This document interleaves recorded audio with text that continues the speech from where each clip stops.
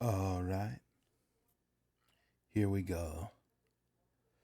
This will probably be part three of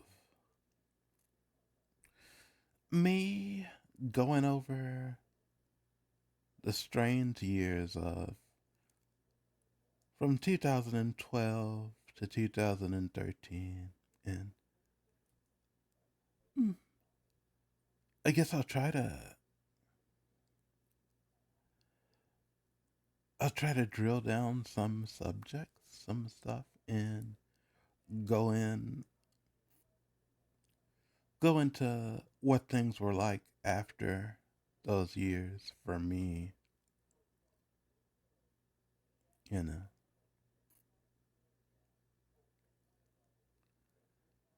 I guess I can say, I don't, especially after 2013, like maybe maybe around the end or middle of 2013, 14, things were really soupy and murky, you know. It was hard to focus on a lot of stuff, and like I say, the thing didn't, you know, I was in a poor state, you know, mentally, and I was on pills at that time. But the thing really, it wasn't as defined of a thing as to me. It didn't seem the same. I can't say it was better. It wasn't like super better. I'd get kind of. I didn't feel like something was. I didn't feel like something was really after me, you know. Not to the extent of those first years. I did feel like there was something that I was kind of wrestling with that kind of, it didn't mean me well, but it wasn't the same thing where it was as defined as it was. And sometimes I get stuff in my head that was just negative stuff, like about kind of making fun of me, things I do, things I believe, it's kind of stuff like that. Sometimes I'd get dreams, and the dreams would be very vocal like that and loud. Sometimes I'd black out,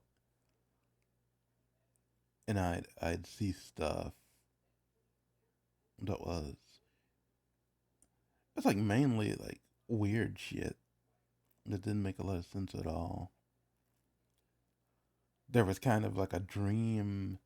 You'd have a dream, and things from the dream would hang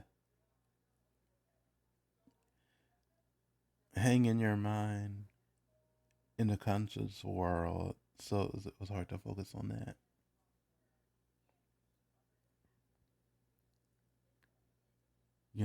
There's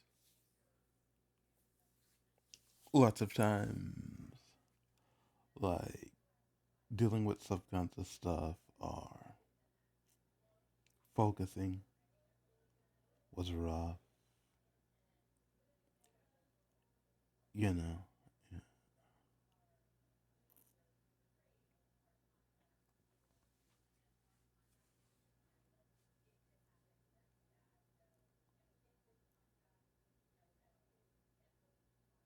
I didn't like the blackout type stuff, that was scary to me because it's like I didn't have any control at all.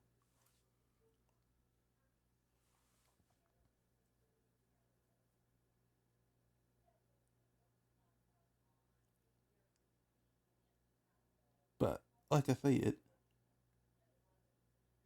it felt more like, it felt more like at least at that point, it felt more like a mental thing, you know. I would still get like, I would still get thought forms, and they'd be kind of like, that's a little odd, but it wasn't like that.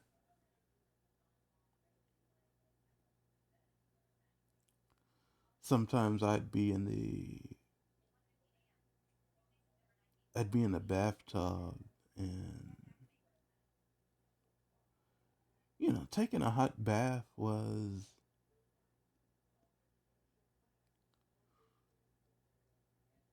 to me, I did that a lot. It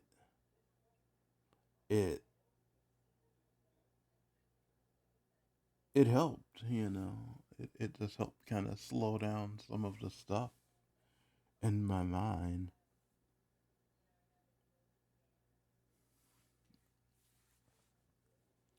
In the early years,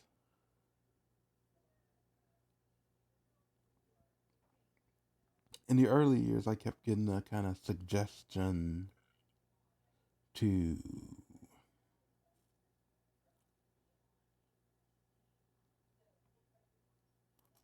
I kept getting a suggestion to like get something that you can smoke, not like an incense or anything, but something like a something like a cigarette or something,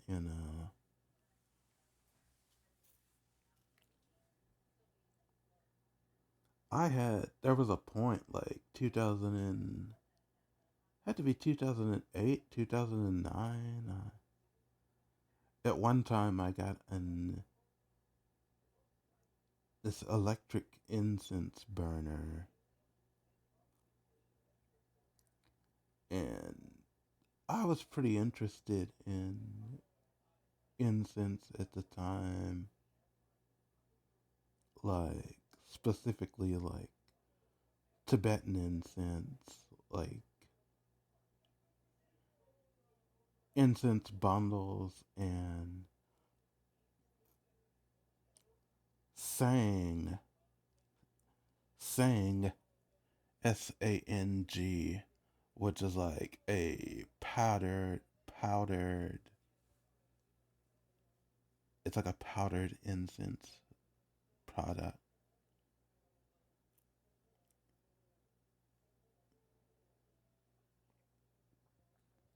And these are kind of like puja incense that you burn to different, like, uh, deities, characters, saints, things like that. I was interested in that, and I did that for a couple of months, but you know, uh, it was an interesting experience. I'm glad I got to do that for the time that I did, but it's doing that. It isn't like smoking a cigarette. It's not really like weed. I never had some growing up. I never had some great interest in weed. I just gotta get weed. If I just had weed, everything would be better. And I've talked to, like I said, I've talked to a lot of people online. They have their own opinions on the whole weed thing, and that opinion kind of changes changes over the years. There were some people that were like, "Oh, weed, yeah, man, you just need weed, and whatever problems you have in life, it'll fix it all. Have a little weed." I, you know, I wasn't. I wasn't really super interested in weed, you know.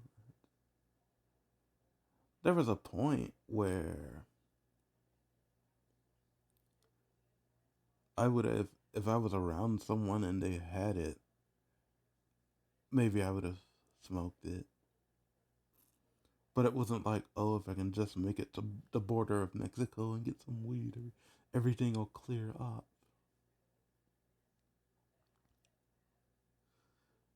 You know, I talked earlier about the three kind of distinct group of thought forms, and I gave them little wacky names.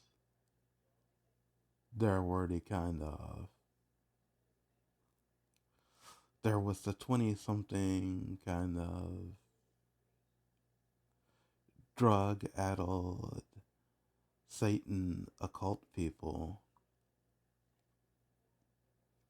And when I was having that thought form, and later on when it became like an almost audible thing, it wasn't like it was just audible as one voice. It was like it's kind of, it felt like a group of people.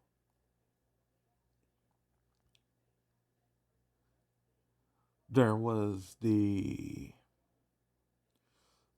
voice of God, which was more like a generic biblical Charleston Heston type thing. And then there was what I would call, like, just jokingly, the main office. And that was more like, you know, that was more of a thing where it didn't come in very clearly sometimes. I always felt like I can't really trust that because, you know, even if I agree with some of the stuff or am willing to try it, I'm not sure I'm getting a direct transmission of whatever that is. And plus, it's like it's not really. It would talk about some stuff that maybe I kind of knew about some of the stuff. Some of the stuff I wasn't sure about at all. And there was a generally an overlay of, like, I would listen to a song and a lot of the music I listen to is not in English. So when it came to the language, I didn't get that overlay thing. But if I was listening to like just something that's just instrumental or like some video game music or something, I would get a kind of overlay over the sounds where it would be kind of, it wasn't like I was hearing words over the sounds, but I was hearing kind of thought forms of words over the sounds. That happened in the early months of the thing, like during like Superstorm Sandy and onward. That would happen on and off a little bit. In the kind of main office voice, when that was happening, it kept telling me that was the satanic overlay and ignore it. There was a point when things were pretty bad, and it wasn't, things were bad just in my head on like focusing on stuff, and there would be little kind of thought forms, and sometimes there would be audible vocal stuff, but at a point it wasn't the three. It wasn't really. It wasn't easy to define the three things as they were. It was just kind of all kinds of random shit. There was still, I think they were there, but they weren't as loud in the background as in the conscience mind as they were back in those 2 years. But there was a point when I was kind of suggested that maybe I should try smoking something and that would help. I went on Amazon at a point, and over the course of I don't know how many months, I bought a couple of things. I still have that Amazon account, so you know, if anyone wants to know what the things were I bought, I could tell them that I know the things that I know that I bought for sure, and they're in my Amazon were first thing I bought was something called honey rose, and they were herbal cigarettes for people trying to quit smoking, like nicotine cigarettes. I bought like I want to say at least two different flavors of those. I think one was regular and one was menthol, and sometimes I'd go outside and I'd sit on the porch and I would smoke one of them.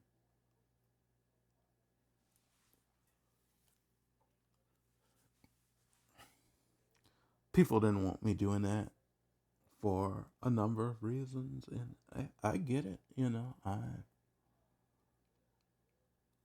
I'm not. I did the thing help? It helped me in a way. To be honest with you, even looking back on it, the thing that helped the most to me was the menthol cigarette. I would smoke that, and things would be kind of less clawing at me. Like, it was easier to manage my mind while smoking that. And, it, being outside and smoking it helped me.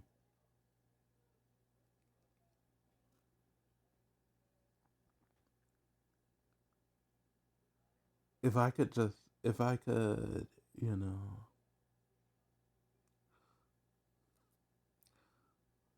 there was a time eventually things got so bad, and I was just in a poor state, and I moved out of the place I lived with my two brothers, and I moved into a kind of assisted living place for 2 years and something. I want to say at least 2 years and something, and before that happened, you know, I will say I wasn't happy with the situation, just on many levels. I wasn't happy with the internal situation that I was facing every day, and I wasn't like gung ho about just the situation at home, but I didn't feel as bad about it as I did 2012, 2013. That's for sure. They didn't want me smoking stuff, and I, you know, I felt that it was helping me. At the end of the day, I know what I did, and I know what I didn't do, and I know what I set out to do, and it is what it is. Like I say, I smoked those honey rolls things for a while. I tried some stuff that was like a smoking mixture, and I had like an electronic thing, and I don't know. I only did that once, and you know, that became a thing where, oh yeah, you know, you want to smoke, and I'm like, well, yeah, kind of, and you know, I didn't have some big argument where I was like, oh, give it back, I need it. I was like, hey, if you want it, if you don't want me to have it, fine, you know. I don't know. Uh, you know, there's a like I say, there was a time at that time I would be, if someone would offered me something, I'd like weed, or if that was available, yeah, I'd have been interested in like trying that, but it wasn't like something where it's like, oh, I have to have something like weed, or oh, I need a some kind of hallucinogen and that's gonna solve the problem. That was never my thing. I'm, you know, I've never in my life had a great desire to take drugs like that. I knew about them. I can remember vividly there was, oh my goodness, my uncle who's no longer with us. He was outside, and I think it was he offered. He was, I don't know if he was just jokingly or not. He had like weed or a joint or something, and he offered, asked me if I wanted some or something like that. He's outside of the door, and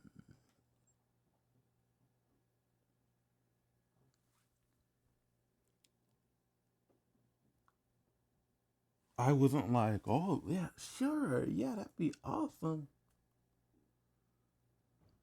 But I just remember the reaction of my one brother was like grabbing me by my hand and like, don't go out there, like it was like a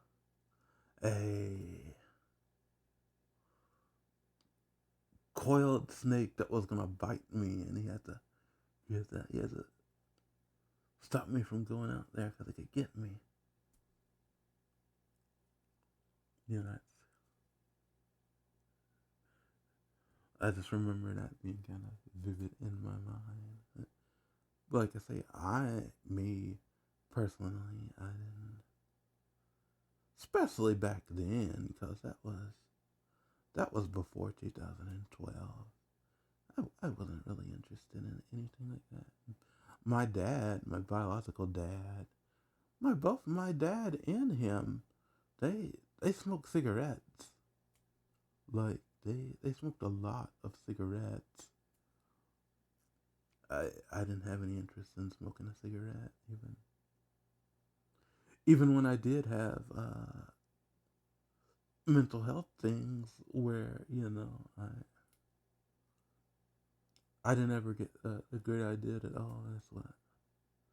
This would alleviate the thing if I started smoking menthol cigarettes.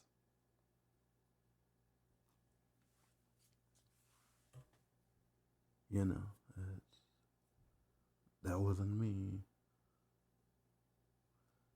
I've I've read a lot of books. You know, I haven't read a lot of books on. I've heard podcasts and heard people talk about stuff like,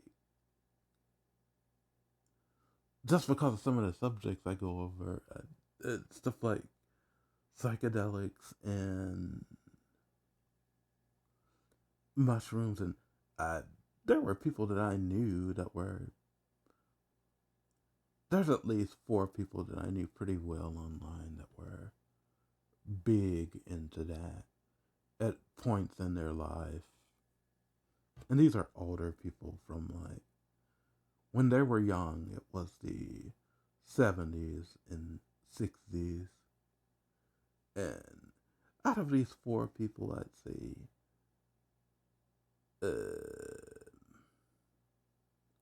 two of them had they were still they had like more positive things to say about that. The other two were like, it's not really it's not a real solution to much of anything. I I used to read a lot of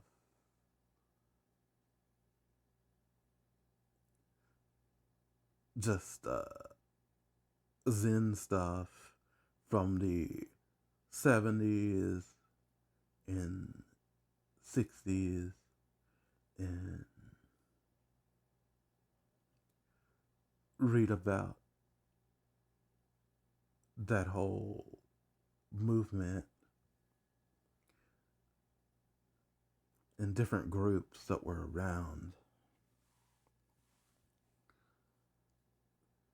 And it seems like there was a conscious effort. Someone made it a conscious effort in some of the groups to kind of pepper. And this is a thing, I can only really talk about the American groups. There's a point where they wanted to they wanted to pepper in this kind of drug stuff.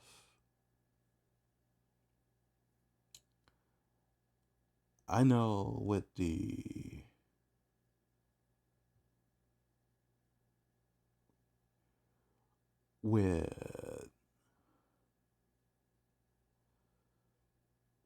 the Rajneesh, but his group, I mean, they were, I don't know, Rajneesh, which later he used the name Osho. He was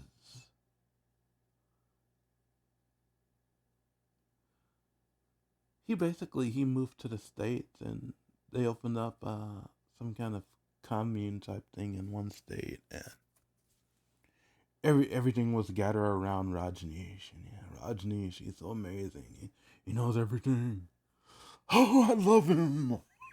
Yeah, it was one of those type of groups. They were into like drugs. He was supposedly addicted to nitric oxide and used to eat a bunch of like sugary stuff. And he died in his 40s. I don't even know if he lived as long as I lived. But as far as his early lectures, when he's when, just him talking about like concepts in psychology or telling random stories, which were like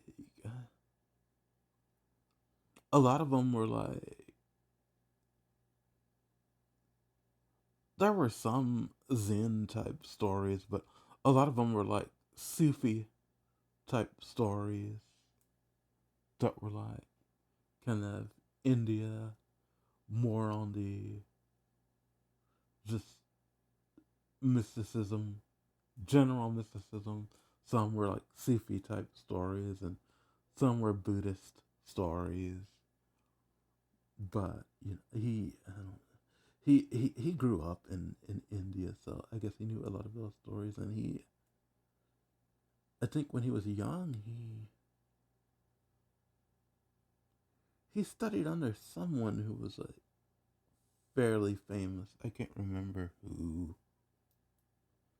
but I don't know. He was when he was doing his own thing, he gave a good lecture, but when it comes to like the stuff he was actually doing, yeah, he was just doing whatever. Let's get some drugs. Let's make out with some girls. Let's.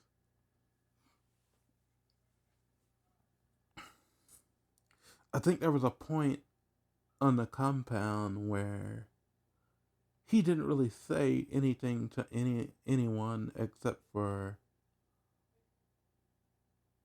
one or two girls who were the executives of the thing, kind of running the thing from day to day.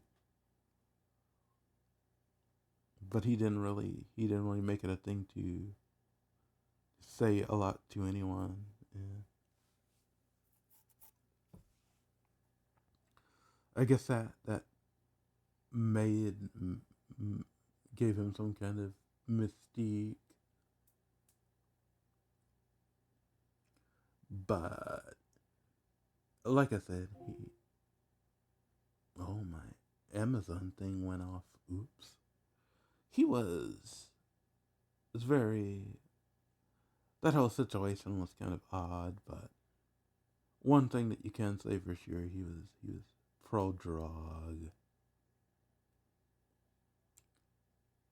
He had in one of his talks, he complained about like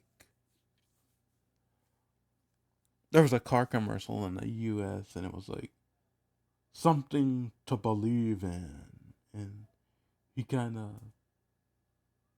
complained about that. But then when you come to look into it, he had a whole fleet of Rolls Royces that he would let some people like drive them around, but that became the thing with him. So it's like, yeah, what's really going on? I just, it's uh, it's hard for it's hard for me to say he was wrong about everything that he was saying, but he wasn't. The things he was saying, he wasn't really doing a lot of what he was what he was actually putting out there. I mean, that's kind of a documented fact. Uh, Another guy that I've listened to for years on and off was Alan Wilson Watts, and uh, Watts. I like Watts. Good old Watts. He when he was a he's the grandson of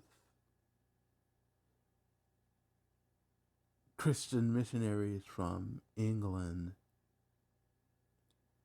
And when he was a young man, his grandparents used to get him. They would go to China, and they would bring him back they would bring him back paintings and like some ceramics or things like that. And he grew to like that stuff. You know, he had a thing for that, and he used to when he was a kid, he used to read books by Sax Rohmer, like those Fu Manchu books, and Lancario Harn. Which, if you ever read a Lancario Harn book, Lancario Harn was a writer in the United. He was a Greek-born writer in the United States who lived for a while. He lived in I want to say he lived in Louisiana, and he wrote articles for a paper that were like they were called Fantastics, and they were about all kinds of different subjects about things in Louisiana, New Orleans, places like that. And they would kind of run the gamut between like ghost stories, stories about natural things in Louisiana, and people. It's lots of different. He had a he had a real unique way about writing about stuff. But eventually, at a point, he moved to Japan, and he lived in Japan for a long time. There's a name that Japanese people call him. It's like, God, I don't know if I can say it. It's like Yakimo Koizumi or something like that. I'm not good at pronouncing some Japanese words and okay at pronouncing other ones. But what the deal is with Lancario Harn is he talk about a lot of Buddhist concepts. So when Watts was a young person, he was exposed to that. And he also had the exposure of growing up as a young man in a kind of Anglican type. He went to a religious school, and you know they were there was a there's a lot of that going on in his life. But he never got the feeling that someone was telling you, you must believe this, you must do that. If you had a differing opinion on something, or which eventually he did, they were kind of, it wasn't from the way that he described it, and it was in a situation like growing up in like the deep south in America. It's it was something. He was part of that thing, and he gravitated more towards Zen, Buddhism, or just Buddhism in general, and just he was part of as a young person, he was part of different societies and read lots of texts. And as an adult, he went around Asia, and he's never trained as a monk, but he was a if anything, he was part of that the whole. He was part of the philosophical Buddhist community in England, and even his first wife, she was part of that too. And one thing Watt said is, approaching a thing, as a Westerner, you're never gonna have the same perspective as someone uh, living in Asia, and it wasn't like something like that for him. Like, oh, I'm trying to be like these guys. It's just that's the stuff that made the most sense to him. It's it's pretty. He wrote a book in the early years on Zen and the Beat movement, and another popular book by Alan Wilson Watts was Way of Zen. A lot of people know about that book. Watts got pretty popular in I want to say 70s as a lecturer, and the two guys that created South Park, they're like they're like Alan Watts. They did some short animations with Alan Watts lectures and some of the concepts he had. The South Park guys, I don't know. I can't watch South Park for like a long period of time. Just me personally, it's just I don't know. I find that the humor can be obnoxious at times, but it's living in the kind of situation that we're living, I can, yeah, South Park. Sometimes with some stuff, you have to laugh with some episodes. The Tom Cruise episode, yeah, that was some funny stuff. That's kind of food for thought. But, I like Watts. I don't listen to as much Alan Watts as I used to during the, before the thing, dude, before that thing happened, I was listening to a lot of Alan Watts. I listened to on and off. I listened to some long lectures from Osho,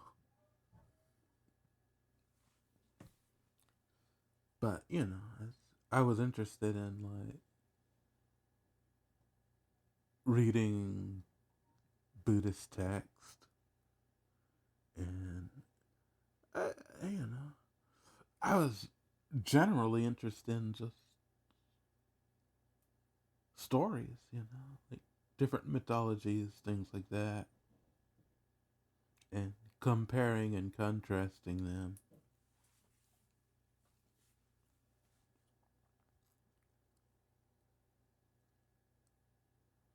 You know, I was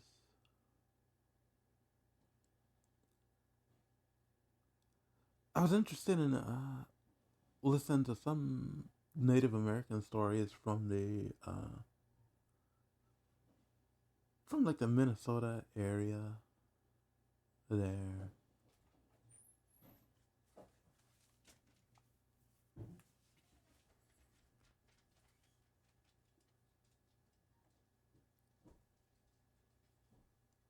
And just generally from around the United States, I was interested in reading stuff like that. Zen stuff, Buddhist stuff in general. I was a little bit interested in listening to and reading Hindu stuff like the Upanishads, but I got a copy of the Upanishads, but I can never I for years I'd started and I never really finished it. It wasn't like I was like trying to find something specifically. I was just like, this might be interesting. I'm gonna listen to this.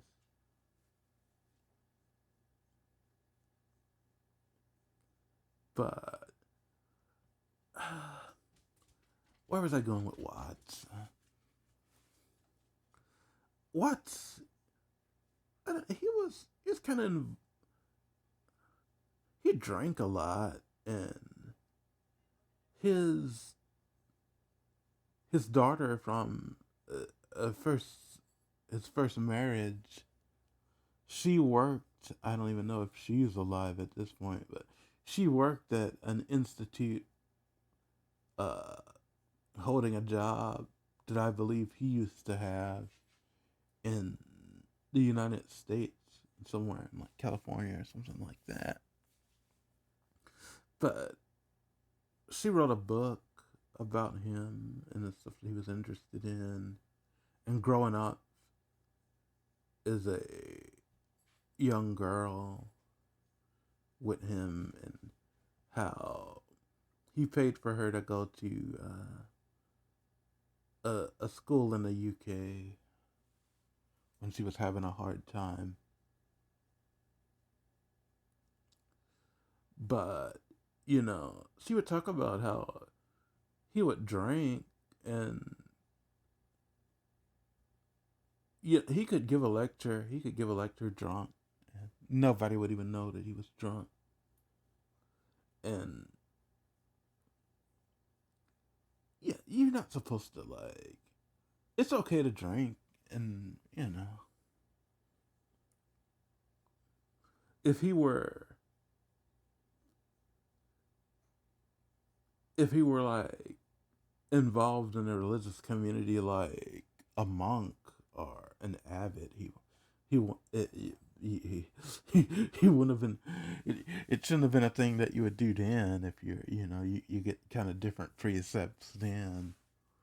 But he could function doing that stuff. And it, Watts did some drugs at times, and he hung around some drug people, and that was my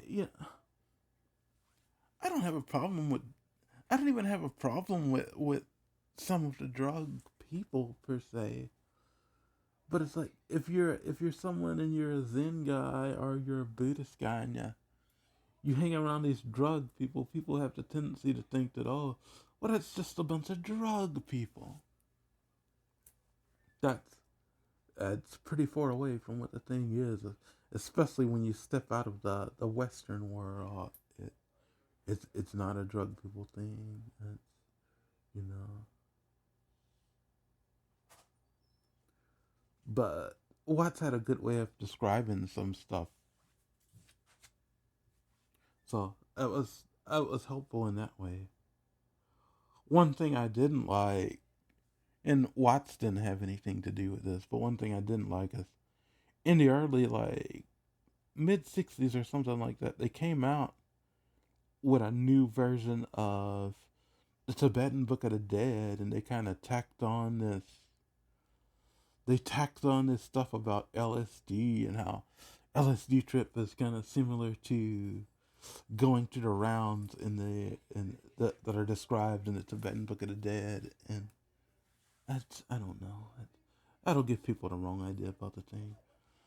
If you analyze that book and what they're saying, dude, it's like there are aspects to every state that are like going through the rounds in the Tibetan Book of the Dead. You know, it's a it's a tactic for when you're going through the process of something like transiting from something to something like birth to death, night into day, you know, waking from being conscious to subconscious. It's a thing like that, but it's certainly not like, oh, you take this drug and you'll figure it all out. You know, I've never had the thing where I was like, I was gonna take a drug, figure it all out. You know, when I was taking psychiatric drugs, I wasn't. I didn't have the illusion that if I just take this drug, this will make it all better, and it'll go away, and it'll be back to the way that it was, or the way that I wanted it to be, or any of that shit. But Watts, good old Watts. I I like the dude. I find it helpful to, if I was someone interested in that stuff, maybe maybe the people you want to start with is Alan Watts and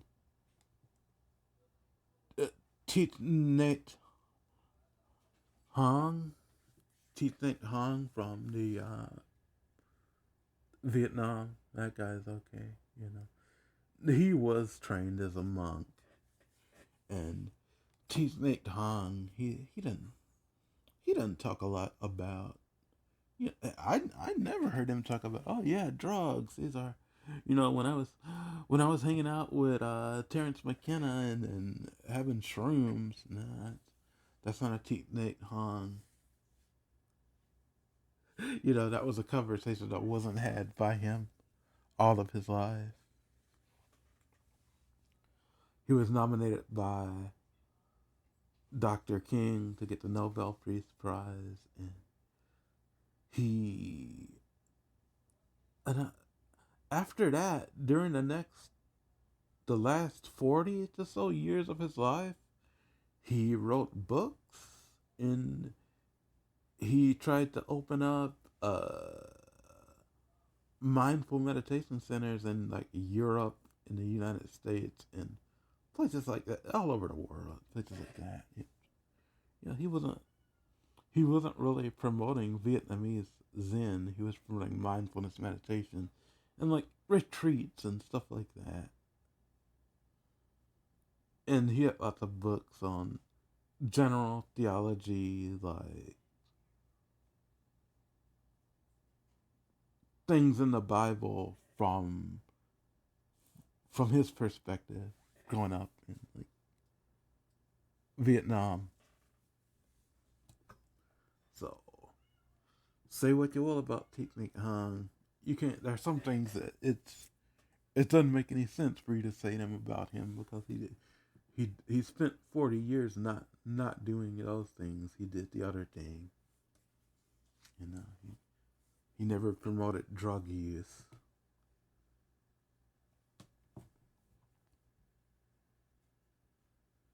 But hey, I found talks and books from that guy helpful to me.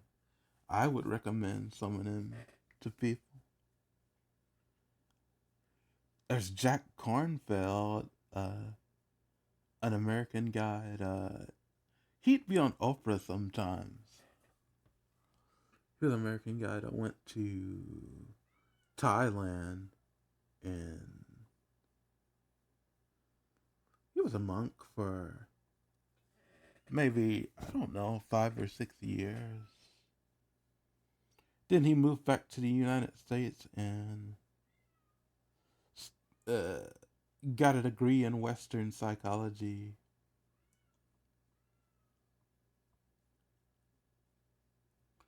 Uh, I don't know. I don't have a problem with him, but there's a general style with him, and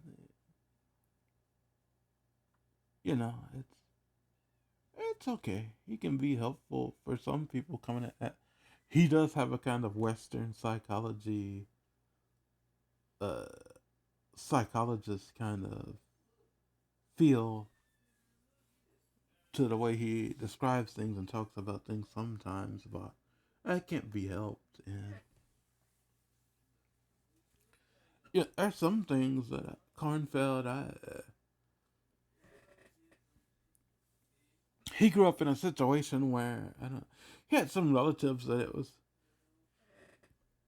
it was difficult dealing with them and communicating with them when he was a young man. And he's like, sometimes stuff like that it becomes easier, but sometimes with the people they just that's just who they are and they're not gonna fucking change. And you shouldn't worry too much about getting someone to change. Just do the best you can to recognize who they are and respect them as much as you can, and you know maybe you'll get more respect out of them, maybe you won't. That was a kind of helpful thing from Kornfeld.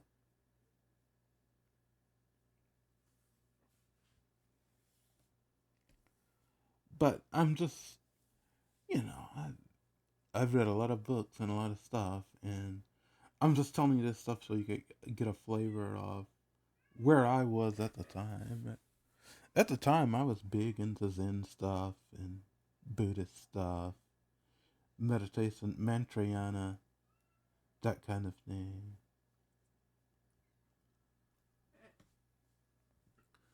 Uh, I guess I should go over a little bit